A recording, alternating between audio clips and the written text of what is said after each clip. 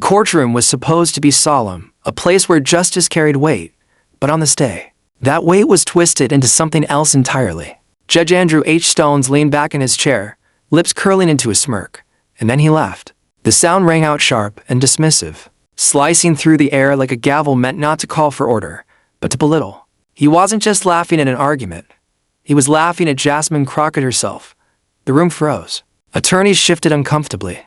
Spectators traded glances. Everyone understood what had just happened. Power, dressed in a black robe, mocking the young congresswoman who had dared to stand firm for many. It was a familiar scene, an older man dismissing a woman of color, not with logic, not with law, but with condescension. It was the kind of gesture meant to remind her of her place.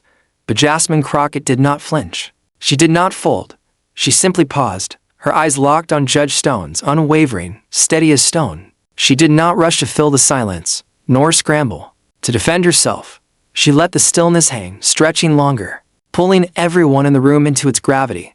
The laughter had echoed for only a second, but her silence made it feel like a lifetime. The tension thickened. Even Judge Stone shifted, as though realizing he had expected her to shrink, yet here she was. Unmoved, calm, composed, her presence was louder than his laugh had ever been. It was as if she was saying without words, "You may mock me, but you will not diminish me." The audience leaned forward, waiting. They didn't know it yet, but they were on the edge of witnessing a moment that would ricochet far beyond these courtroom walls. A moment that millions would replay, share, dissect, and remember. A moment where dignity would stand eye to eye with arrogance and refuse to bow. Judge Andrew H. Stones thought laughter could humiliate her. What happened next silenced the court and left America talking. But to understand why this laugh mattered, we need to rewind and see what was really at stake. This wasn't just a courtroom. It was a theater of power. Cameras lined the back wall, their red lights blinking like unblinking eyes, capturing every breath, every smirk, every pause. Journalists scribbled furiously, knowing a headline could be born from a single phrase. And beyond the four walls, America was listening, waiting for a signal of who held the upper hand in this clash of dignity versus disdain. For Judge Andrew H. Stones, the moment was routine. He had spent decades on the bench, cultivating a reputation for sharp wit and cutting sarcasm. Some saw it as intelligence. Others saw it for what it was, an abuse of authority dressed as charm. He was the kind of man who could reduce opponents with a smirk, and he knew it. That chuckle at Crockett wasn't an accident. It was a weapon, one he had wielded many times before. But this wasn't a closed courtroom on a quiet docket. This was a proceeding humming with political undercurrents, each exchange dissected by millions who felt, in some way, represented in the battle. This wasn't just Stones versus Crockett, it was the system versus the woman bold enough to challenge it. Jasmine Crockett knew the weight of that stage. As a black woman in America, as an attorney turned congresswoman, as someone who had fought her way into spaces never designed for her, she carried the burden of underestimation like armor. The laugh from Stones wasn't just about her argument. It was about who she was, what she represented, and the discomfort she caused to those who thought power was their birthright. Every tick of the clock amplified the stakes. The cameras weren't just recording for the archives, they were broadcasting live, feeding into the endless scroll of social media, where seconds could ignite outrage and spark movements. A courtroom exchange could transform into a cultural flashpoint in the time it took to hit share. For the spectators in the gallery, it already felt like history in motion. There was a tension humming beneath the fluorescent lights, the sense that this was not going to be just another dry, legal exchange. And yet, the audience inside the room and across the country had no idea how monumental the next few minutes would become. They didn't know they were about to witness a takedown destined for history. What made it so riveting was the imbalance on display. Stones embodied the old guard, seasoned, smug, and convinced of his untouchable authority. Crockett embodied something different, the new guard, the underestimated challenger, bringing with her not just legal skill but the lived experience of someone who had fought uphill battles her entire life. In that imbalance lay the drama. Would power win again, or would dignity finally break through? The laugh was more than mockery, it was a move born of overconfidence. Stones believed his history of belittling had always worked before. He believed his courtroom was his kingdom, and that the cameras would capture yet another example of him putting someone in their place. But he miscalculated, because Jasmine Crockett wasn't like those he had dismissed before. Her silence wasn't retreat, it was strategy. Her calm wasn't weakness, it was preparation. She had weathered storms fiercer than Stones' laughter, and she wasn't about to let history repeat itself at her expense. To grasp why Stones leaned on mockery We have to look at the power he thought he controlled. Andrew H. Stones had not always been a judge. Once, he had been a prodigy in law school, the type of student professors whispered about in faculty lounges. The one with the photographic memory and the sharp tongue that could turn a classroom debate into a spectacle. He graduated with honors, clerked under powerful mentors, and swiftly rose through the ranks of the legal world. On paper, his story read like the American dream: brilliance, hard work, and an unshakable path toward influence. But behind that sheen of accomplishment was something more dangerous, a belief not just in the law, but in his superiority over it. By the time Stones earned his judgeship, he was already known for his sharp rulings and his ability to cut through complicated cases with surgical precision. He prided himself on clarity, on decisive judgments that ended debates swiftly. Litigators who appeared before him often admitted, sometimes grudgingly, that his intellect was undeniable. He could cite precedent without notes, recall obscure rulings from decades earlier, and deliver opinions that dazzled law journals. Yet for every line of praise about his brilliance, there was another whispered about his arrogance. His so-called impartiality blurred into bias, especially when confronted with attorneys he deemed beneath him. He had a way of dismissing arguments not with reasoned rebuttal, but with ridicule. A poorly phrased objection, he'd chuckle; a shaky presentation, he'd lean back in his chair, smirk, and make a pointed joke that drew laughter from the gallery. For Stones, the courtroom was not only a chamber of justice, it was a stage, and he relished playing the lead role. That laugh became his trademark. It wasn't the hearty laugh of joy, nor the quiet chuckle of amusement. It was a weapon, sharp, cutting, dismissive. Lawyers dreaded hearing it because it meant they had been marked. Reduced to a punchline in a performance where Stones controlled the script, there were stories, countless ones, of attorneys walking out of his courtroom red-faced, their careers tarnished by a single exchange. A young public defender once left in tears after Stones mocked her for stumbling over a legal citation. Another, a seasoned trial lawyer, found his closing argument overshadowed by Stones' sarcastic, "Well, that was compelling if this were high school debate." His rulings often stood, but his reputation as a performer eclipsed his role as an impartial arbiter, and Stones loved it. His smug grin in the aftermath of such moments became infamous among those who worked in his orbit. Court clerks noticed the pattern. He toyed with attorneys like a cat with its prey, offering them just enough hope before swiping it away with a sneer or laugh. To him, dominance wasn't simply about interpretation of the law, it was about humiliation, about proving that he was untouchable. The arrogance only deepened as his career stretched on. Decades on the bench had given him not humility but entitlement. He believed he had seen it all, that no one could surprise him, that every lawyer, activist, or politician who stepped into his courtroom was merely another figure destined to be diminished under his gaze. And for years he was right. His tactics worked. The sharpness of his intellect, paired with the force of his ego, made him an immovable figure in the judicial world. Even those who despised him admitted he was formidable. If he was biased, he was clever enough to mask it beneath layers of wit and precedent. If he was arrogant, he was rarely challenged in ways that exposed it to the world beyond his courtroom. Until Jasmine Crockett. What Stones didn't understand was that his laugh, his trademark move, was built on a flawed assumption that those standing before him carried the same insecurities, the same fear of public embarrassment that he had always exploited.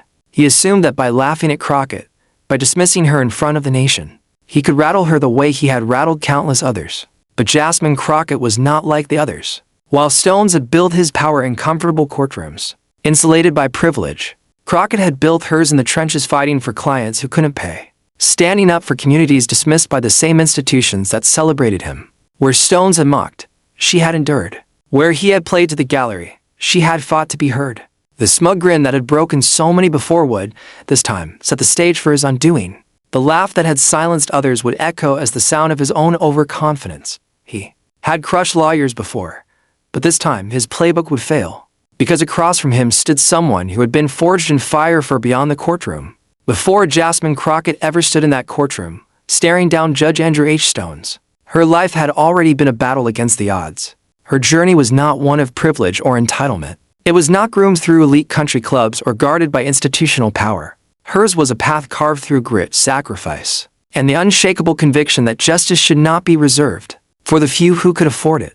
Crockett began her career as an attorney in places most aspiring lawyers avoided. While her peers chased corporate firms with six-figure salaries and marble lobbies, she walked into cramped offices with flickering lights and stacks of files that no one else wanted. She took the case as others dismissed the tenants being evicted. Without warning, the immigrant families threatened by predatory landlords. The young men facing charges without proper defense. These were not glamorous clients. They could barely afford representation, let alone the kind of polished defenses the wealthy bought with ease. But Crockett saw them, listened to them, and chose them. It was not easy. Financially, it meant sacrifice. While her classmates posted photos from overseas vacations and bragged about their first luxury cars, she calculated whether she could afford rent and groceries in the same week. There were nights she stayed in the office until dawn, eating instant noodles, preparing briefs for cases that offered no glory. She didn't do it for applause. She did it because she believed the law could be more than a tool of the powerful. It could be a shield for the vulnerable. That conviction led her into activism. The courtroom was not enough. The system itself had cracks too wide to ignore. Crockett found herself standing on courthouse steps with bullhorns, marching alongside organizers demanding reforms, speaking at rallies where communities gathered not just to protest, but to survive. She was never the loudest voice, but she was steady, precise, and unafraid. When cameras caught her, they didn't see a politician rehearsing lines, they saw authenticity. A woman who lived the struggle she spoke about. Her rise into Congress was not inevitable. It was improbable. Every step forward meant facing doubts about her youth, her gender, her race, her refusal to play politics as usual. She did not come into power because someone anointed her. She earned it in living rooms where constituents gathered, in community centers where promises were made, in neighborhoods where people long ignored finally felt they had someone who listened. Her campaign was fueled less by donors and more by believers, ordinary people, who saw in her a reflection of themselves. And so, when she stepped into the halls of Congress, she carried more than her own ambition. She carried a movement. Every question she asked in hearings, every speech she delivered, was not just her voice, it was the echo of those who had stood behind her when no one else would. That authenticity is what separated her from Judge Stones. He had crafted his authority in the echo chamber of the courtroom, where his word was law and his laughter law's punctuation. But Crockett's authority came from survival, from persistence, from fighting battles with nothing but conviction to keep her standing. Her calm in the face of condescension was not an act, it was second nature. After years of being doubted, dismissed, and underestimated, she had learned that silence could be louder than shouting, that poise could be sharper than arrogance. The audience watching her in that courtroom may not have known every detail of her past, but they felt it. They saw it in her stillness, in the way her eyes didn't flinch at Stones' laughter, in the way her silence stretched not as defeat but as defiance. It was the calm of someone who had already fought harder fights than this, because Crockett was never just defending herself. She was representing every young woman told she didn't belong in the room, every black professional patronized by those who assumed their success was accidental, every immigrant family who wondered if justice was something they would ever taste. She stood for those who had been mocked, silenced, or laughed out of spaces that claimed to be fair but operated as playgrounds for the powerful. Her battles had prepared her for this storm, and she knew it. Stones could chuckle, he could smirk, he could wield his gavel like a scepter, but none of it rattled her. She had endured worse: poverty, doubt, discrimination, nights where the weight of injustice threatened to break her. Compared to that, his laughter was nothing more than noise. And as the cameras panned across the courtroom, capturing her composed face, millions watching at home felt something stir inside them. They recognized themselves in her. They felt her strength as their own, and they sensed, even if they couldn't name it yet, that something unforgettable was about to unfold. Her past had prepared her for this exact storm, and she was ready. And then, the gavel fell, the cameras were rolling, the gavel struck once more, the sound ricocheting through the courtroom like a warning shot. Judge Andrew H. Stones leaned back in his chair, his lips curling into that familiar grin, a grin honed over years of reducing attorneys to rubble with nothing more than ridicule. "Well, Congresswoman," he said, voice dripping with sarcasm, "do you plan on making a legal point today? Or are we here for one of your campaign speeches?" The courtroom chuckled uneasily. Some in the audience dared to smile, others stared at the floor. Crockett didn't either. She remained perfectly still, her hands folded, her eyes locked on him. That silence unnerved Stones more than any rebuttal could. He pushed further. "I'll remind you, Ms. Crockett, this is a court of law, not a stage. We deal in fact, not theatrics." Another chuckle. This time, fewer joined. The tension in the room thickened, like the air before a storm. Crockett's face didn't move. Not a flinch, not a twitch. She knew better than to fill the silence. Stones, mistaking stillness for weakness, leaned in. His tone sharpened. "You see, This is what happens, he continued, gesturing toward her with mock authority. The inexperienced come in here thinking passion replaces precedent, that fire replaces facts. And when confronted with the real world, the law, they crumble. The word crumble lingered in the air, as though he had dropped a verdict on her very character. His grin widened, waiting for her to protest. But none came. Crockett's stillness was unnerving. And though he didn't show it fully, Stones felt something shift. The room wasn't laughing with him anymore. They were watching her. Waiting. For her. He tried again. Perhaps you'd like me to explain the law to you, Congresswoman? I've been at this longer than you've been in politics. Asterisk. He smirked, clearly convinced he had landed a blow. The air in the courtroom was heavy now. Every breath measured, every eye darting between judge and Congresswoman. Crockett blinked slowly, her gaze unbroken. If anyone studied closely, they would have seen the faintest smile tug at the corner of her lips, not amusement, but certainty. Stones noticed, and it rattled him. He shifted in his chair, his chuckle cutting shorter this time. His eyes narrowed, his grin stiffening into something harder, less natural, for the first time. Doubt crept across his face. The journalists in the gallery scribbled furiously. Cameras zoomed closer. You could hear pens clicking, the scrape of chairs shifting as people leaned forward. Stones pushed on, though his voice carried a sharper edge now. Nothing to say, no facts to offer, only silence. I'll take that as concession, the words echoed. Silence followed, but it was not the silence of defeat, it was the silence of suspense. The silence of a room balanced on the edge of revelation. And in that silence, Stone's micro-expressions betrayed him. The smug amusement faded into irritation, his jaw tightened. His hands gripped the edge of his bench just a little too firmly. His laugh, once booming, now sounded forced, brittle. Meanwhile, Crockett's face remained a study in composure. Her eyes steady, her shoulders square, her presence calm as stone. She was not the one unraveling. He was. The audience knew it. They felt it in their chest. Something was building, like a tide that could not be stopped.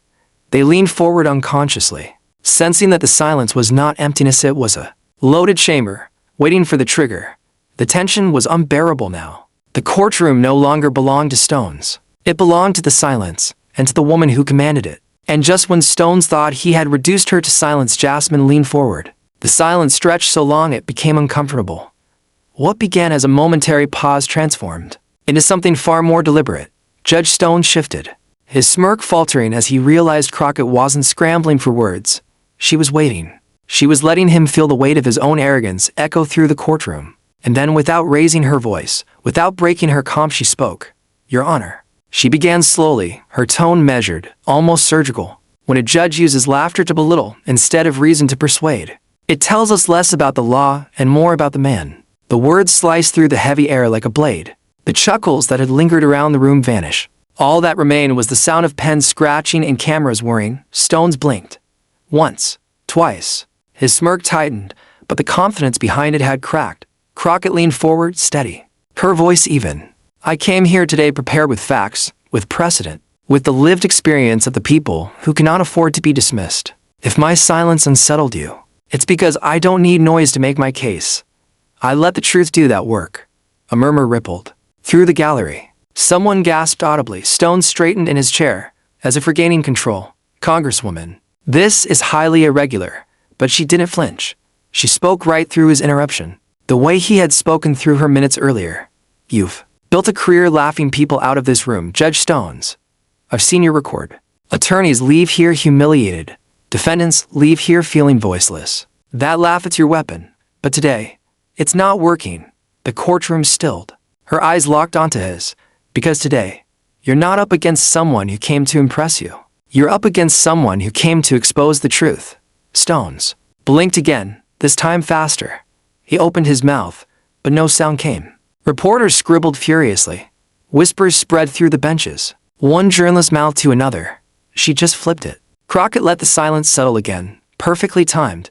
Then she continued, her voice steady as stone. Arrogance might win you a laugh, but dignity wins history. The phrase hung in the air, ringing like a gavel. Even those who disagreed with her politics could feel it. She had taken his weapon and turned it against him. Stones tried to interject, but his words stumbled. Congresswoman, you're out of order. But everyone in the room knew it wasn't her who was out of order. It was him. The cameras caught every twitch of his face, every forced chuckle that died in his throat. His authority, once absolute, looked suddenly fragile under the weight of her composure. Crockett leaned back, folding her hands again. "So, Your Honor," she said softly, "if you're done laughing, I'd like to return to the facts." The gallery erupted not in applause, because decorum demanded restraint, but in a chorus of whispers, gasps, and scribbles. The walls seemed to vibrate with the energy of it. People had just witnessed the exact moment arrogance collapsed under the weight of poise. And Judge Stones knew it. His eyes darted across the courtroom, as if searching for an anchor, but none was there. Because she had taken the room. Because she had taken him. It wasn't anger that struck him down, one journalist would later write. It was her composure. The moment replayed instantly across screens. Reporters pushed tweets from the courtroom before the session even ended. Crockett just silenced Stones with one line. Unreal. Clips of her words hit social media. Within minutes, hashtags began forming in real time. Hashtag silence by dignity. Hashtag Crockett v. Stones. Hashtag mic drop minute. But inside the courtroom, the tension remained thick. Stones attempted to pivot, clearing his throat, trying to steer the session back to procedure. Yet the damage was already done. His authority was no longer unquestioned, it was cracked, fragile, exposed. Crockett sat with calm confidence, the embodiment of quiet power. She didn't gloat. She didn't smirk. She didn't need to. Her restraint was her triumph. Every eye in the room shifted from him to her, waiting for her next move, trusting her composure more than his authority. And perhaps most telling of all, Judge Stone's trademark laugh, the one that had reduced so many before her, never came back. Not once, because she had stripped it from him. Reporters would later say it was a turning point, not just for Crockett's career, but for the public's perception of arrogance and power. Clips circulated with captions like, "This is how you defeat mockery with truth and calm." Some even argued that the silence between her words was more powerful than the words themselves. That in a world addicted to noise, her pause had carried the weight of a hammer. But in that moment, inside that courtroom, it was not about social media, or headlines, or politics. It was about a woman standing unshaken in the face of mockery and a man realizing his old tricks had met their match. She had waited. She had watched. And then she had dismantled him with precision, piece by piece, until the laughter that once commanded the room was nothing more than an empty echo. The crowd felt it. America would soon feel it, because this was more than a courtroom clash. It was a lesson, a symbol, a mic drop counterattack destined to ripple far beyond those walls. But the real aftershocks wouldn't end here, they were only beginning to erupt. The courtroom had barely adjourned when the story broke free of its walls and flooded into the veins of a waiting nation. The first headline hit within minutes: Crockett schools judge on live TV. By the time she stepped into the hallway, the phrase had gone viral. Clips of the exchange were played on every screen: Twitter, TikTok, Instagram, cable news. The silence she held before speaking, the calm precision of her words, the look on Stone's face as his laughter curdled into embarrassment, it became instant meme material. Someone looped the moment she said, "Arrogance might win you a laugh, but dignity wins history," setting it against a booming soundtrack. The clip racking up millions of views within hours. Hashtags trended across platforms. Hashtag courtroom clapback. Hashtag calm scows. Hashtag silence by dignity. Hashtag Crockett v. Stones. Each tag carried a slightly different flavor, but together they formed a wave of digital momentum that couldn't be stopped. Memes sprouted overnight. Stone's smug grin caption with "before the clapback" beside his stunned blink labeled "after the clapback." TikTok creators stitched the moment with reaction dances. YouTubers uploaded instant breakdowns. And political podcasters declared it the single greatest courtroom exchange of the year. But it wasn't just internet humor. This was validation. Celebrities weighed in. One A-list actress tweeted, "We've all been in rooms with men like Stones. Watching Jasmine flip the script was cathartic." A Grammy-winning musician posted, "That silence before she spoke, legendary." Hashtag courtroom clapback. Even critics of Crockett's politics couldn't help but acknowledge the composure she displayed. A conservative commentator admitted live on air, "I don't care where you stand politically, anyone who can dismantle arrogance with that level of calm deserves respect." It was more than applause. It was collective recognition. For millions of women, especially women of color, the moment resonated as deeply personal. Social media filled with stories, workers recalling bosses who laughed them off in meetings, students remembering professors who dismissed their voices, daughters remembering the silence of being underestimated. Crockett's moment wasn't just hers, it was theirs. Meanwhile, Stones was becoming a caricature. Late-night comedians replayed his laugh on loop, mocking it with exaggerated imitations. Editorial cartoons drew him as a wobbling gavel crumbling under Crockett's gaze. His defenders tried to spin it. He was just maintaining order. One pundit insisted, but their voices were drowned in the flood of clips, hashtags, and memes. The stark contrast was clear. Crockett had become a symbol of resilience, while Stones looked like a relic of outdated authority. Cable news panels dissected the confrontation frame by frame, narrating his every blink, her every pause. Notice how she never raises her voice, one analyst said, yet she commands the room. That's not just lawyering, that's leadership. Her words echoed on talk shows and op-eds. Even in classrooms, teachers played the clip for students, framing it as a lesson in power, poise, and dignity. Community groups replayed it at gatherings, cheering as if it were a championship game. Crockett herself said little in the hours after. She released no fiery statement, no gloating tweet, just one short post. Facts greater than laughter. Dignity greater than arrogance. That restraint only amplified her aura, reinforcing the image of someone who didn't need to grandstand. The moment spoke for itself. Meanwhile, Stone's silence was deafening. The judge, once proud of his biting wit, avoided cameras.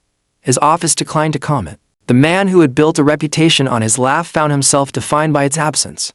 But, for all the celebration, the moment wasn't just about memes or media cycles. It tapped into something deeper, something raw and unresolved in the national psyche. Because Crockett's victory wasn't only over a single judge, it was over a system of dismissals, of belittling laughs, of power wielded as humiliation. People weren't just sharing a viral clip. They were reclaiming a piece of dignity they'd been denied. And that's why the shockwave spread so far, so fast.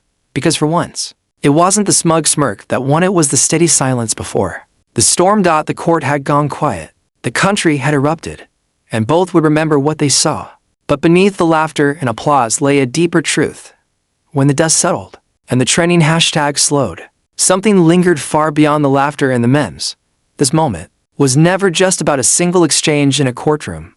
It wasn't just law, and it wasn't just politics. It was about something older, deeper, about what happens when arrogance collides with dignity, when distortion tries to drown out truth, when power mistakes itself for permanence. Judge Andrew H. Stones believed his laughter was a weapon. For years, it had been. His smirk could slice through young attorneys, silence critics, and assert control without needing to raise his voice. In his world, mockery was authority. But Jasmine Crockett had revealed the flaw in his strategy. Laughter without substance eventually collapses under the weight of its own emptiness. Crockett's strength lay not in shouting louder, nor in matching insult for insult. It lay in restraint, in patience, in the silence she held before speaking, and in the composure that followed. That restraint turned into a mirror, forcing Stones to see himself, forcing the audience to see him for what he was. She didn't need to tear him down.